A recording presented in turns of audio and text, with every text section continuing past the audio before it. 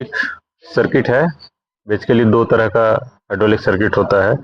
Open loop hydraulic circuit. Open loop hydraulic circuit में क्या होता है कि ये हाइड्रोलिक मोटर है। हाइड्रोलिक मोटर हाइड्रोलिक टैंक से ऑयल लेता है। चार्ज पंप भी इसमें होता है, इंटीग्रल पार्ट होता है। जस्ट हम ये जो है यूनिडायरेक्शनल वेरिएबल टाइप का पंप है। ये जो सिंबल है ये है इंजन से पावर लेता है। इंजन इसको रोटेट करता है हाइड्रोलिक पंप को। हाइड्रोलिक पंप को जब रोटेट करेगा, क्योंकि पॉजिटिव डिस्प्लेसमेंट पंप है, तो इसमें क्या है कि हाइड्रोलिक ऑयल इनपुट आउटपुट होगा, और हाइड्रोलिक पंप से जो आउटपुट हाइड्रोलिक ऑयल जा रहा है, प्रेशराइज्ड ऑयल जा रहा है, तो उसमें होती है एनर्जी।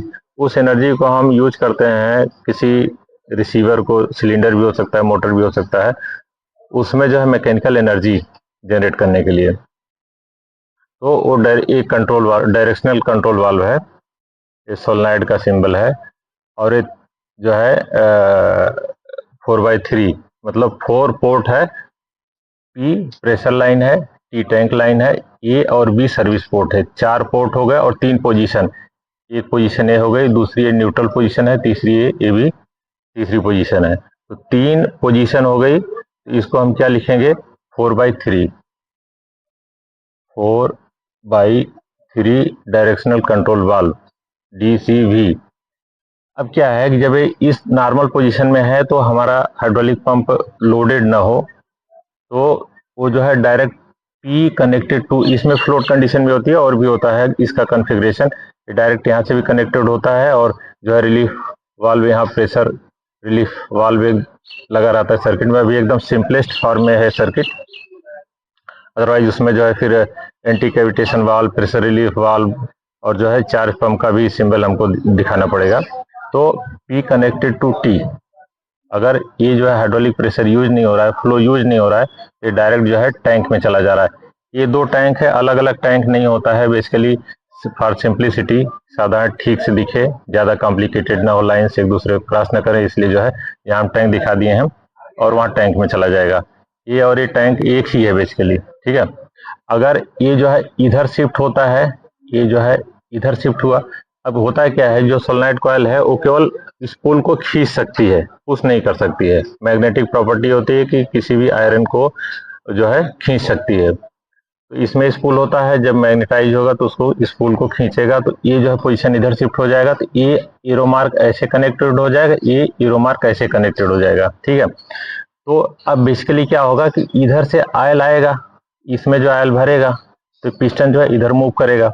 अब इधर जब मूव करेगा, इसमें पहले से आयल है, तो ये आयल कहीं कहीं निकल के जाएगा ना, तो ये आयल को हम जो है फिर पोर्ट बी से, इस पोर्ट से फिर टैंक में जो है डंप कराते हैं, टैंक में डंप होगा।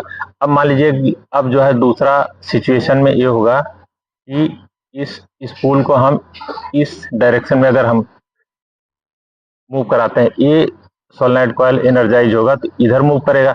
अब इधर मूव करेगा तो ये जो है लाइन ए पी जो है कनेक्टेड टू यहाँ बी सर्विस पोर्ट से कनेक्ट हो जाएगा, और ये जो है ऐसे कनेक्ट होगा। ये जो है एरो मार्क यहाँ ऐसे रहेगा, सॉरी ये गलत हो गया।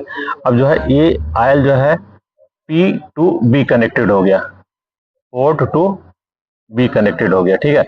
अब आयल इधर से आएगा, इस तरफ जाएगा, इसमें भरेगा आयल। अब इसमें भरेगा आयल तो पिस्टन को इस साइड में ठेलेगा, धकेलेगा, तो आयल इस साइड का आयल जो है फिर ये जो है निकल करके टैंक में चला जाएगा। मतलब ये सिलेंडर का जो फंक्शन है डबल एक्टिंग हो गया। अगर एक ही डायरेक्शन में होता तो सिंगल एक्टिंग हो गया, चूंकि ये 2 डायरेक्शन में है, तो सिलेंडर हमारा क्या हो गया, ये डबल एक्टिंग सिलेंडर हो गया। ये जो है ओपन लूप सर्किट हो गया। ओपन लूप सर्किट के बारे में और भी अगर जानकारी चाहिए तो बताइएगा। इसमें जो है बहुत सारे और भी एलिमेंट्स होते हैं। Pressure compensated valve, temperature compensated relief valve, anti cavitation valve, MRP maximum relief valve, बहुत सारे जो है और भी एलिमेंट होते हैं, ताकि सेफ्टी फीचर्स इसमें ऐड किया जाता है कि पंप वगैरह कॉस्टली होते हैं, वो डिजाइन किस हिसाब से, कहाँ एप्लीकेशन है, इंडस्ट्रियल एप्लीकेशन है या फिर क्या है, तो उसके हिसाब से जो है सर्किट डिजाइन होती है।